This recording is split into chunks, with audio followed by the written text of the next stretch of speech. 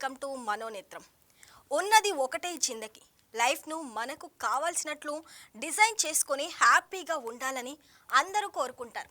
బాగా చదువుకొని ర్యాంకులు తెచ్చుకుంటే పెద్ద జాబ్, హోదా, ఆస్తి, లగ్జరీ లైఫ్ వంటివి వస్తాయని అందరూ అనుకుంటారు. అలా జరగాలని కోరుకుంటారు. కెరియర్, మ్యారేజ్, హెల్దీ లైఫ్ ఇవన్నీ బాగా ఉండాలని అందరూ ఆకాంక్షిస్తారు.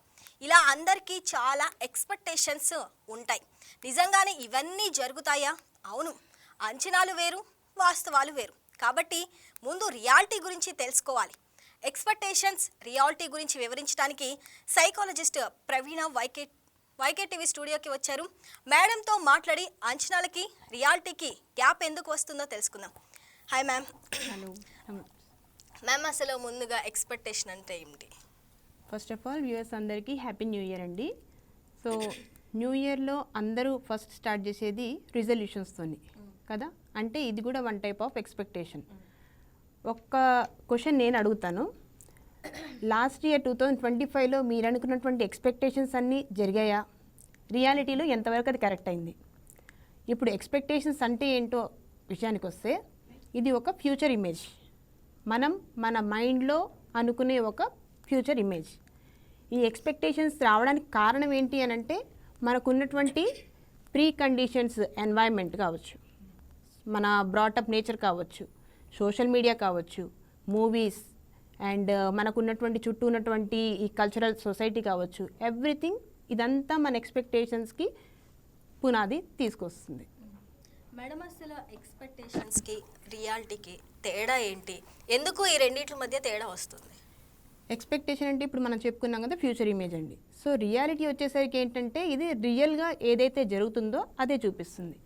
సో ఈ రియాలిటీకి ఎక్స్పెక్టేషన్స్కి గ్యాప్ ఎందుకు వస్తుందనంటే, మనము ఈ ఇయర్ ఇలా చేద్దాం అనుకుంటున్నాం. మన ఎక్స్పెక్టేషన్ ఏంటి అని అంటే, ఏదైనా ఒక ఫోటో పెట్టామనంటే దీనికి ఇన్ని వ్యూస్ రావాలి, ఏదైనా వీడియో పెట్టామంటే దీనికి ఇన్ని వ్యూస్ రావాలి, లైక్లు రావాలి. రియాలిటీలో వచ్చేసరికి ఒకళ్ళు తగ్గిందనుకోండి, ఏమవుతుంది? మనం అనుకున్నటువంటి ఎక్స్పెక్టేషన్ ఒకటి, అది రియలిస్టిక్గా ఉందా, అన్రియలిస్టిక్గా ఉందా పక్కన పెడితే, మనం అనుకున్న ఎక్స్పెక్టేషన్కి రియాలిటీకి గ్యాప్ వచ్చింది. ఈ గ్యాప్లో మనకేమొస్తుంది? Stress, anxiety. సో ఇలాంటి ప్రాబ్లమ్స్ అన్నీ వస్తుంటాయి. ఈ గ్యాప్ అనేది మన మెంటల్ హెల్త్ ఇష్యూస్ రావడానికి కారణమవుతూ ఉంటుంది. మేడం, అసలు అంచనాలకి రియాలిటీకి మధ్యలో గ్యాప్ వస్తే దానివల్ల నష్టాలు ఏమైనా ఉంటాయా? ఖచ్చితంగా ఉంటాయండి. మనం ఎక్స్పెక్ట్ చేసాము, అది జరగలేదు, ఏమవుతాం? మనము బాధపడతాం. సో మనకి ఆ బాధ, యాంగ్జైటీ, స్ట్రెస్, డిప్రెషన్, స్లోగా ఇది ఎలా వెళ్తుందంటే చాలా మెంటల్ హెల్త్ డిజార్డర్స్కి తీసుకెళ్తుంది. ఈవెన్ మనం చూసుకుంటే సూసైడ్ దాకా కూడా వెళ్ళొచ్చు. అంటే అప్పుడు రియాలిటీలో ఎలా ఉండాలి? అసలు రియాలిటీలో ఎలా ఉండాలి అని అంటే, మన ఎక్స్పెక్టేషన్స్ ప్రాపర్గా ఉన్నాయా లేదా, రియలిస్టిక్గా ఉన్నాయా లేదా, ఫ్లెక్సిబుల్గా ఉన్నాయా లేదా ఒకసారి చెక్ చేసుకుంటూ ఉండాలి. ఈ చెక్ ఎప్పుడైతే చేసుకుని మన ఎక్స్పెక్టేషన్స్ని ప్రాపర్గా డిజైన్ చేసుకుంటామో, రియాలిటీలో మనం అంత బాధపడం. మేడం, అసలు ఎక్స్పెక్టేషన్స్ అనేది మన మానసిక ఆరోగ్యంపై ఎక్కువ ప్రభావం చూపుతాయా? ఖచ్చితంగా చూపిస్తాయండి. ఇప్పుడు నేను ఇది చేస్తున్నాను, నాకు మంచి వ్యూస్ రావాలి అనుకుంటారు. బాగా వచ్చిందనుకోండి, ఆ ఎక్స్పెక్టేషన్ మనకి ఇక్కడ సాటిస్ఫై అయింది. సో మనం ఎంత హ్యాపీగా ఫీల్ అవుతాము, మన మెంటల్ హెల్త్ కూడా బాగుంటుంది. అదే డిస్కరేజ్ అయ్యాం, so it leads to depression, stress అవుతుంది. సేమ్ ఇదే మళ్ళీ కంటిన్యూ అవుతూ ఉంటాయి. కొంతమందికి స్లీప్లెస్ నైట్స్ ఉంటాయి. ఫర్ ఎగ్జాంపుల్ తీసుకుంటేనండి, ఒక కేస్ స్టడీ రీసెంట్గా వచ్చిన ఒక బాబు, ముందు నుంచి టాపర్, బాగా చదువుతున్నాడు, స్కూల్లో మంచి ర్యాంకర్, 10th క్లాస్ ఎగ్జామ్స్ వస్తున్నాయి. ఇప్పుడు వాళ్ళ పేరెంట్స్ ఎక్స్పెక్టేషన్ ఏంటంటే, నెక్స్ట్ మంచి కాలేజ్లో సీట్ రావడానికి ఇప్పుడు మంచి మార్క్స్ రావాలి. సో ఇప్పటి నుంచి ఆ బాబుని బాగా ప్రెజర్ చేస్తున్నారు. మంచి ఎక్స్పెక్టేషన్స్ ఎలా ఇస్తున్నారంటే, నీకు ఆ కాలేజ్లో సీట్ రావాలి అంటే ఇప్పుడు నువ్వు బాగా చదవాలి. ఆ అబ్బాయి మీద ప్రెజర్ ఏంటి? ఇప్పుడు తల్లిదండ్రులు అలా పెట్టుకోవడం కరెక్టేనా? అది తల్లిదండ్రులు పెట్టుకోవడం కరెక్టేనా అంటే అదేనండి, వీళ్ళ ఎక్స్పెక్టేషన్స్ పిల్లల మీద రుద్దుతున్నారు. అసలు ఆ పిల్లలకి అంత క్యాలిబర్ ఉందా, వాళ్ళకి ఆ ఆస్పిరేషన్ ఉందా లేదా, వాళ్ళ గోల్ ఇదేనా అనేది అసలు చెక్ చేయరు. కానీ రియాలిటీలోకి వచ్చేసరికి అదేం జరగదు. అలా జరగకపోవడం వల్లే రీసెంట్ డేస్లో మనం చాలా చూస్తున్నాం. అది ఎవరి మీద ఎక్కువ పడిద్ది? అంటే పిల్లల మీద పడిద్దా, తల్లిదండ్రులు తప్పనాలా? ఇది సైకలాజికల్గా చూసుకుంటేనండి తల్లిదండ్రులదే తప్పు. అంటే ప్రాపర్ గైడెన్స్ ఇవ్వకపోవడం, సపోర్ట్ ఇవ్వకపోవడం, ఈ రెండు లేకపోవడం వల్ల పిల్లల మీద స్ట్రెస్ అనేది ఎక్కువ తీసుకుంటున్నాం. కొత్తగా వచ్చినటువంటి సర్వేస్ ప్రకారం చూసినా కూడా వరల్డ్ వైడ్గా స్టూడెంట్స్ ప్రెజర్ దేనికి ఫీల్ అవుతున్నారు అని అంటే హయ్యెస్ట్ పర్సంటేజ్ పేరెంటల్ ఎక్స్పెక్టేషన్స్. ఆ పేరెంటల్ ఎక్స్పెక్టేషన్స్లో సొసైటీ కావచ్చు, ఎడ్యుకేషన్ ఇన్స్టిట్యూట్స్ కావచ్చు, ఏదైనా కావచ్చు, వీటి ప్రెజర్ వీళ్ళకి ఆ ఎక్స్పెక్టేషన్ ఎక్కువైపోయి అది చాలా చాలా స్లీప్లెస్ నైట్స్కి తీసుకెళ్తుంది, డిప్రెషన్కి తీసుకెళ్తుంది. కొంతమంది ఆ ఎక్స్పెక్టేషన్ సాటిస్ఫై అవ్వలేదని సూసైడ్ చేసుకుంటున్నారు. ఈవెన్ మనం ఎగ్జాంపుల్గా తీసుకుంటే కోటా జంక్షన్, కోటా రాజస్థాన్లో ఉన్నటువంటి ఐఐటి నీట్కి కోచింగ్ ఇచ్చినటువంటి ఇన్స్టిట్యూట్. అక్కడ సంవత్సరానికి కొన్ని లక్షల మంది వెళ్తుంటారు. అక్కడ ఉన్నటువంటి నెగిటివ్ ఇంపాక్ట్ ఏంటంటే అక్కడున్న పిల్లలు ఆ స్ట్రెస్ తట్టుకోలేక సూసైడ్ రేట్స్ కూడా ఎక్కువగా ఉన్నాయి. అయినా కూడా పేరెంట్స్ పంపిస్తూనే ఉన్నారు. అంటే ఇప్పుడున్నటువంటి కాంపిటేటివ్ వరల్డ్లో మేము ఇలాంటి వాటిల్లో ఇన్స్టిట్యూట్స్లో వేస్తేనే మా పిల్లలు మంచి పొజిషన్లో ఉంటారు అనే ఒక ఎక్స్పెక్టేషన్. అక్కడ రియాలిటీ మర్చిపోతున్నారు. ఆ స్ట్రెస్ ఇవ్వడం వల్ల పిల్లలు ప్రాపర్గా గ్రోన్ అవుతున్నారా లేదా ఏది పట్టించుకోవట్లేదు. మేడం, అసలు ఎక్స్పెక్టేషన్స్ పెట్టుకుంటే మంచిదేనా? అంటే లైఫ్లో కూడా ముందుకెళ్ళాలంటే చాలామంది పెట్టేసుకుంటా ఉంటారు. అది ఎంతవరకు కరెక్ట్ అంటారు? ఖచ్చితంగా ఎక్స్పెక్టేషన్ ఉండాలండి. ఎక్స్పెక్టేషన్ లేకుండా అంటే ముందుకు సాగలేము. అంటే అన్ని సిచ్యువేషన్స్లో అది కరెక్ట్ కాదేమో. అన్ని సిచ్యువేషన్స్లో కరెక్ట్ కాదు, నిజమే. ఎందుకనంటే మనం ఎక్స్పెక్టేషన్ పెట్టుకుంటాము, దానికి ప్రాపర్గా మనము హార్డ్ వర్క్ చేస్తాము, మన ఎఫర్ట్ పెడతాం. కానీ మన చేతిలో లేనివి కొన్ని ఉన్నాయి. Health, environment, luck. ఈ మూడు మన చేతిలో లేవు. ఫర్ సపోజ్ లాస్ట్ 2021లో కరోనా వచ్చింది. అప్పటి వరకు అందరి ఎక్స్పెక్టేషన్స్ మంచి భూమిలో ఉన్నారు, మంచిగా వెళ్తున్నాం, మన లైఫ్ సెటిల్ అవుతుంది అనుకున్న టైంలో చాలామందికి అనుకోకుండా ఇది ఒక ఎన్వైరన్మెంటల్ చేంజ్ వచ్చినటువంటి దాన్ని యాక్సెప్ట్ చేసి దాని నుంచి బయటపడ్డ వాళ్ళు చాలా తక్కువ మంది.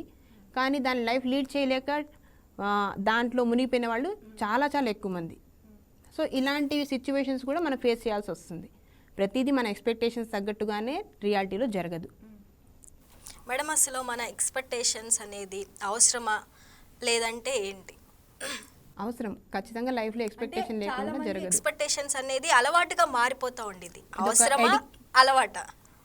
అవసరం ఉన్నంత వరకు తీసుకోవాలి, అడిక్షన్ లాగా వెళ్ళిపోకూడదు. ఎందుకంటే ఆ అవసరం ఎంతవరకు, నెక్స్ట్ ఏం చేయాలనేది ఎక్స్పెక్ట్ చేయకుండా మనం ఏదైనా ముందుకు వెళ్ళలేము.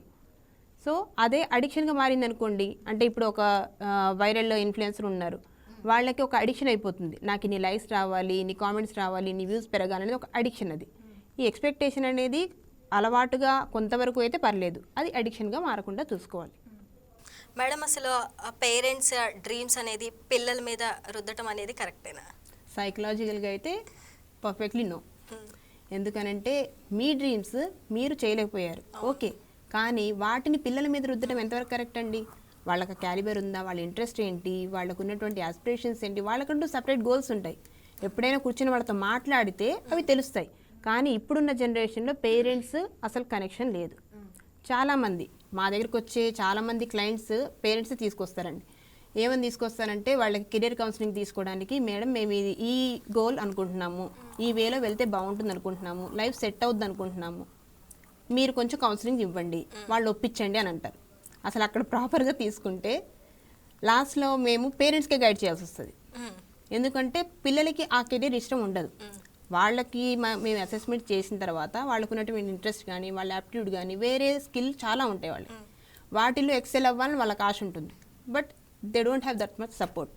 ఆ సపోర్ట్ పిల్లలకి పేరెంట్స్ నుంచి రావట్లేదని వీళ్ళు ఇక్కడ కంప్లైంట్ చేస్తారు. పర్టికులర్గా అక్కడ జరిగేది కూడా పేరెంట్స్కే కౌన్సిలింగ్ కావాలి.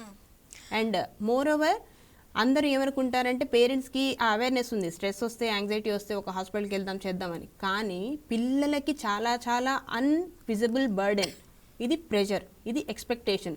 అది స్కూల్స్ నుంచి కావచ్చు, పేరెంట్స్ నుంచి కావచ్చు, సొసైటీ నుంచి కావచ్చు, పీర్ గ్రూప్స్ నుంచి కావచ్చు. ఇవన్నీ వాళ్ళకి ఎమోషనల్ బర్డెన్ వెనకాల ఉంటుంది. ఇదంతా ఏంటంటే ఎక్స్పెక్టేషనే. మళ్ళీ అది రియాలిటీలో నిజంగా జరగట్లేదు. అది రియాలిటీలో ఏమవుతుంది, ఫెయిల్ అవుతున్నారు. సో ఫెయిల్ అనేది వాళ్ళ ఎక్స్పెక్టేషన్ ఫెయిల్ అయింది, పిల్లలు ఫెయిల్ అవ్వట్లేదు, అక్కడ వాళ్ళ వర్త్ ఫెయిల్ అవ్వట్లేదు, వాళ్ళకు ఉన్నటువంటి పేరెంటల్ ఎక్స్పెక్టేషన్ ఫెయిల్ అవుతుంది. అది వాళ్ళు గుర్తించాలి. మేడం, మీరు చాలా కేసెస్ చూసే ఉంటారు. అంటే పిల్లల ఎక్స్పెక్టేషన్స్ ఎలా ఉంటాయి ఆ టైంలో? పిల్లల ఎక్స్పెక్టేషన్స్ అండి, ఇప్పుడు ఎవరైనా పిల్లలు ఏమనుకుంటారు, పేరెంట్స్ మాకు సపోర్ట్ చేయాలి, మాకు ఇంట్రెస్ట్ ఏదైతే ఉందో దాంట్లో మమ్మల్ని ఎక్సెల్ చేసేలా వాళ్ళు సపోర్ట్ ఇవ్వాలి, కాసేపు మమ్మల్ని ఆడుకొని ఇవ్వాలి.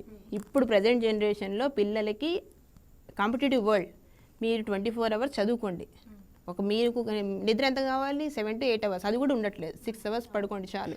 ఎంత ఎక్కువ చదివితే అంత మంచి ర్యాంక్ వస్తుంది నాన్న, అంత మంచిగా లైఫ్ సెటిల్ అవుతుందని. బికాస్ ర్యాంక్ మార్క్స్ అనేవి వీళ్ళకి ఒక బ్యాడ్జ్ లాగా చూపిస్తున్నారు.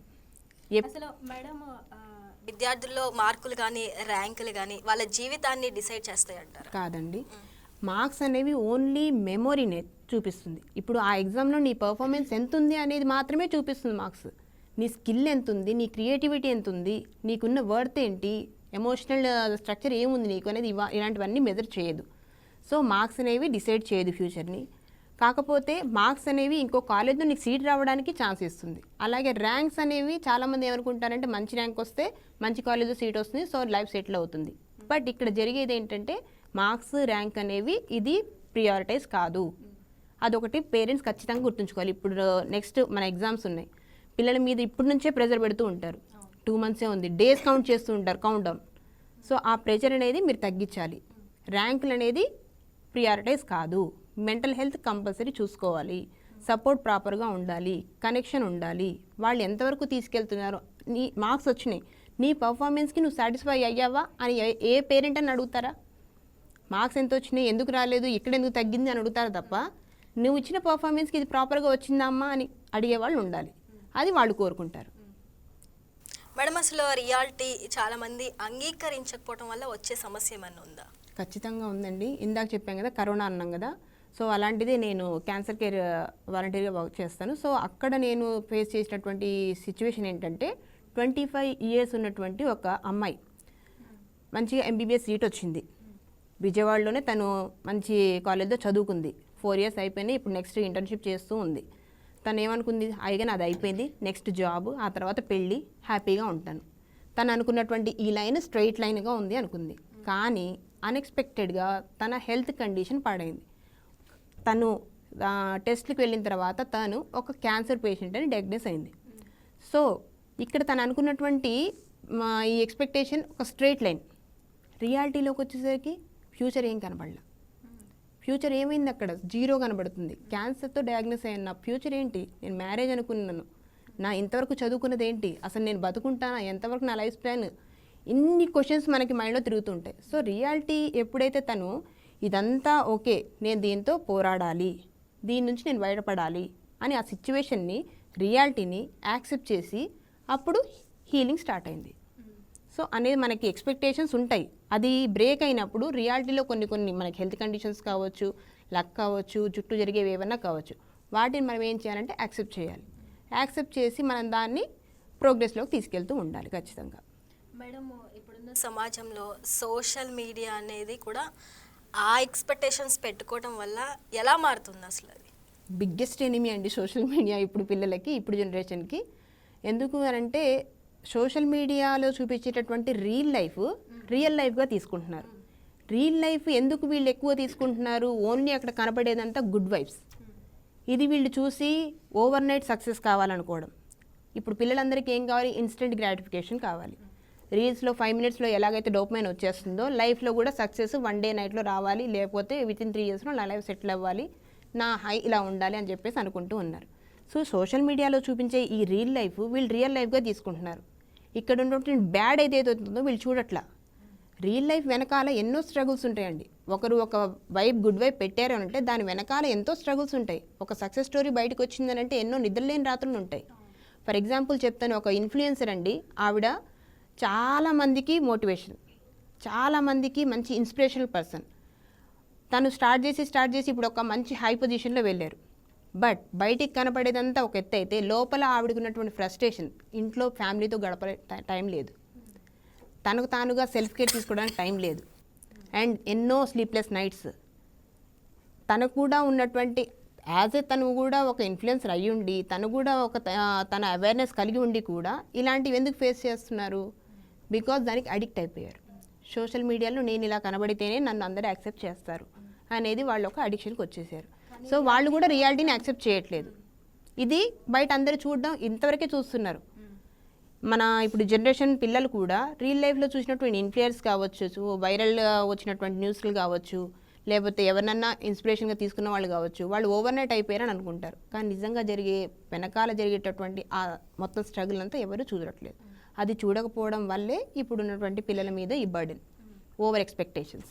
అవి ఫెయిల్ అవ్వడం వల్ల, వాళ్ళ ఎక్స్పెక్టేషన్స్ ఫెయిల్ అవ్వడం వల్ల నెక్స్ట్ జరిగే దారుణాలన్నీ కూడా ఏంటంటే వాళ్ళు డిప్రెస్ అవ్వడము, స్ట్రగుల్ అవ్వడము, లైఫ్లో ఇంకేం చేయాలో అర్థం కాక చాలా డేంజరస్ డెసిషన్స్ తీసుకోవడం జరుగుతుంది. మేడం, ఒక రిలేషన్షిప్లో కానీ ఆ ఫ్యామిలీలో కానీ ఎక్స్పెక్టేషన్ అనేది చాలా ఎక్కువగా ఉంటాయి. అంటే దాని పరిణామాలు మళ్ళీ రియాలిటీలో అలా కనిపించవు, ఎందుకంటారు? చాలా గుడ్ క్వశ్చన్ అండి. ఎందుకంటే ఇది ఎక్స్పెక్టేషన్స్ అనేవి రిలేషన్లోనే ఎక్కువ ఉంటాయి. ఎందుకు అని అంటే హస్బెండ్ అండ్ వైఫ్ ఉన్నారు. ఇప్పుడు హస్బెండ్ ఏం కోరుకుంటారంటే, నేను పెళ్లి చేసుకున్నాను, మా వైఫ్ చక్కగా నాకు మంచిగా వండి పెట్టాలి, రకరకాలుగా మా ఇంట్లో అందరినీ చూసుకోవాలి, పిల్లల్ని చూసుకోవాలి, చాలా జాగ్రత్తగా ఉండాలి. ఎట్ ద సేమ్ టైం ఇక్కడ వచ్చేటటువంటి వైఫ్ కూడా ఏమనుకుంటారు, నేను ఒక ఇంట్లోకి వెళ్తున్నాను, ఇక్కడ నేను రాణిలాగా ఉండాలి, నన్ను చాలా ప్రేమగా చూసుకోవాలి, నా పేరెంట్స్ ఎలాగైతే చూసుకున్నారో నన్ను కూడా అక్కడ అలా చూడాలి, నా కెరియర్ నేను వదులుకోకూడదు, నా ఫ్రెండ్స్ని నేను వదులుకోకూడదు, ఇప్పుడు ఉన్నటువంటి జనరేషన్. సో ఇక్కడ ఎక్స్పెక్టేషన్స్ అనేది మ్యాచ్ అవ్వట్లా. ఈ ఎక్స్పెక్టేషన్స్ ఎప్పుడైతే మ్యాచ్ అవ్వట్లేదో అక్కడ క్లాషెస్కి, కాన్ఫ్లిక్ట్స్కి రైజ్ అవుతున్నాయి. ఇవి రావడం వల్లే ఇప్పుడు ఫ్యామిలీ కౌన్సిలింగ్స్లో చాలామంది వచ్చే కేసెస్ ఈ అన్స్పోకెన్ కమ్యూనికేషన్ ఉండడం వల్లే ఇలాంటి ప్రాబ్లమ్స్ వస్తున్నాయి. ఏంటంటే ఇక్కడ ఎక్స్పెక్ట్ చేసేది వేరు, రియాలిటీలో జరిగేది వేరు. పెళ్లి చేసుకోవడానికి ముందు ఒక అమ్మాయి ఎన్నో ఎక్స్పెక్టేషన్స్తో వస్తుంది. ఈ ఇంట్లోకి వచ్చేసరికి ఫస్ట్ కొన్ని డేస్ బాగానే ఉంటుంది, ఆ తర్వాత రియల్ లైఫ్ స్టార్ట్ అవుతుంది. సో అది చూస్తూ ఉంటే అమ్మో ఏంటి నేను కోల్పోయానా అనే ఆలోచనలో స్టార్ట్ అవుతుంది.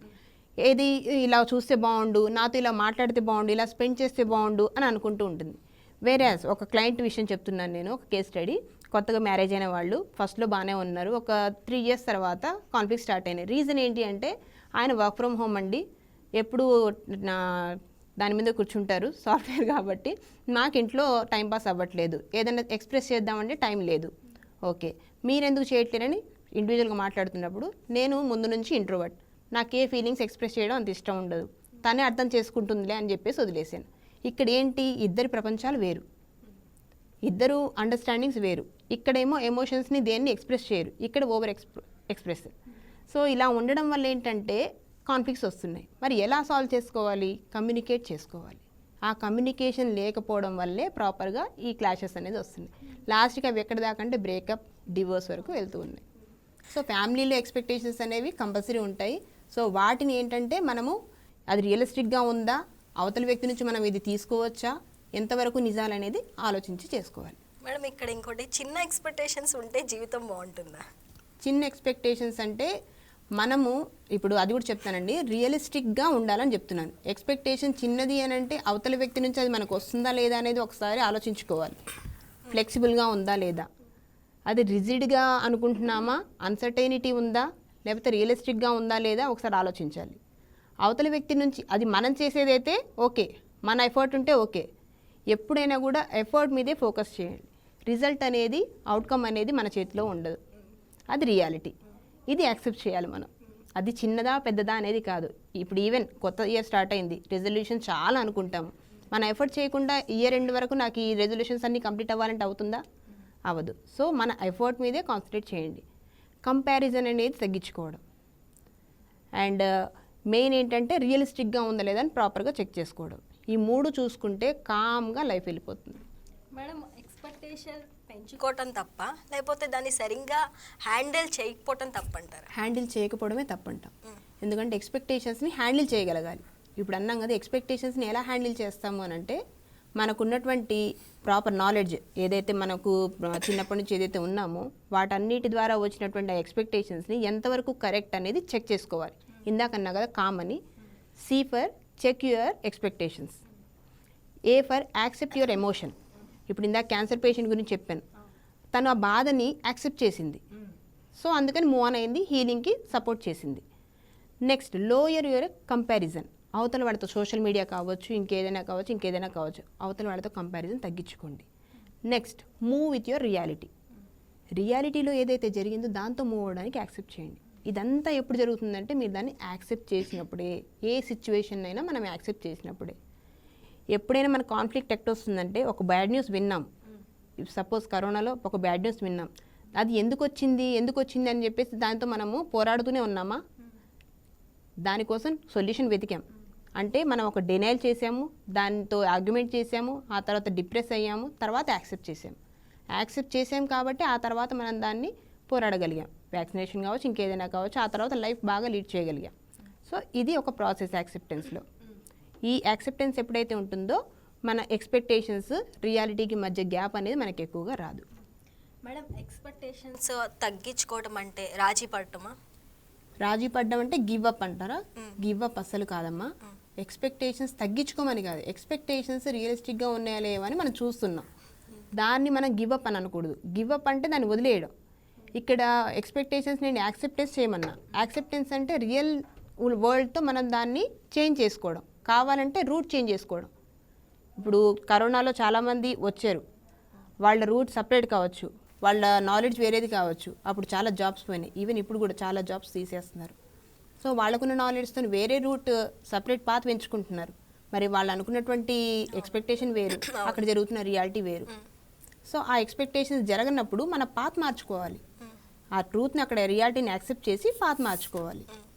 మేడం, అసలు ఎక్స్పెక్టేషన్స్ పెంచుకుంటే స్ట్రెస్ కూడా పెరుగుతుందా? ఖచ్చితంగా పెరుగుతుందమ్మా. అసలు ఎలా తగ్గించాలి మరి అది రియాలిటీలో? స్ట్రెస్ తగ్గించాలంటే ఎక్స్పెక్టేషన్స్ అవే చెప్పాను ఇందాక, ఏంటంటే రియలిస్టిక్గా ఉన్నాయో చూసుకోవాలి. రియలిస్టిక్గా అంటే మనము గోల్స్ పెట్టుకుంటాం, స్మార్ట్ గోల్స్ అని. అంటే స్పెసిఫిక్గా ఉండాలి, మెజరబుల్గా ఉండాలి, అటైనబుల్గా ఉండాలి, అండ్ మనము టైం బౌండ్గా ఉందా లేదా, ఇవన్నీ చెక్ చేసుకుంటూ ఉండాలి. సో ఇదే స్మార్ట్ గోల్స్ ఎప్పుడైతే పెట్టుకుంటామో స్మార్ట్గా మనం ఆలోచించగలుగుతాం. దెన్ మన ఎక్స్పెక్టేషన్స్ అనేవి రియాలిటీలో మనల్ని హర్ట్ చేయవు. మేడం, అసలు రియాలిటీని అంగీకరించడం ఎలా నేర్చుకోవాలి? రియాలిటీని అంగీకరించాలంటే అమ్మ, ఫస్ట్ మీకు మీ మీద అవేర్నెస్ ఉండాలి. నేనేంటి, నాకున్న క్యాపబిలిటీస్ ఏంటి, నేనేం చేయగలను, నేను అనుకున్నది ఇది జరగాలంటే నేను ఎంతవరకు ఎఫర్ట్ పెట్టాలి, అవతల వాళ్ళ ఎక్స్పెక్టేషన్స్ని నేను సాధించడానికి నన్ను నేను తగ్గించుకోవాలా, ఇది నా బౌండరీయా కాదా అని ఇవన్నీ ఒకసారి ఆలోచించుకొని మీకున్న అవేర్నెస్తోని ముందుకెళ్తే ఖచ్చితంగా రియాలిటీని యాక్సెప్ట్ చేయొచ్చు. మేడం, ఫైనల్గా మీరు ప్రేక్షకులకి రియాలిటీ గురించి చెప్పాలనుకుంటే ఏం చెప్తారు? రియాలిటీ అంటే మీరు ఇప్పుడున్నటువంటి జనరేషన్ మ్యాక్సిమం ఎడ్యుకేషన్లో ఎక్కువ ఎక్స్పెక్టేషన్స్ ఉన్నాయి. సో ఎడ్యుకేషన్లో ఎక్స్పెక్టేషన్స్, పేరెంట్ ఎక్స్పెక్టేషన్స్, వాటిని కొంచెం ఒకసారి చెక్ చేసుకోండి. అది రియలిస్టిక్గా ఉన్నాయా లేదా చెక్ చేసుకోండి.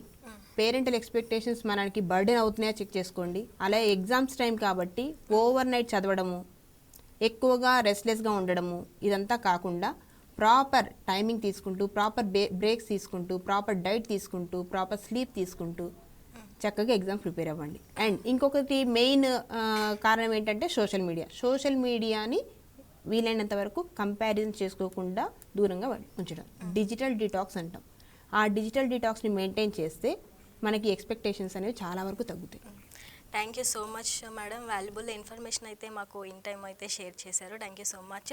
సో ఇదే ఎక్స్పెక్టేషన్స్ రియాలిటీ గురించి సైకాలజిస్ట్ ప్రవీణ మేడం అనేక విషయాలు అయితే మనతో షేర్ చేసుకున్నారు. ఇది వాటి మనోనేత్రం. రేపటి మనోనేత్రంలో మళ్ళీ కలుద్దాం. That's all for now. Keep watching YK news. ఇది తెలుగువారి గుండె చప్పుడు.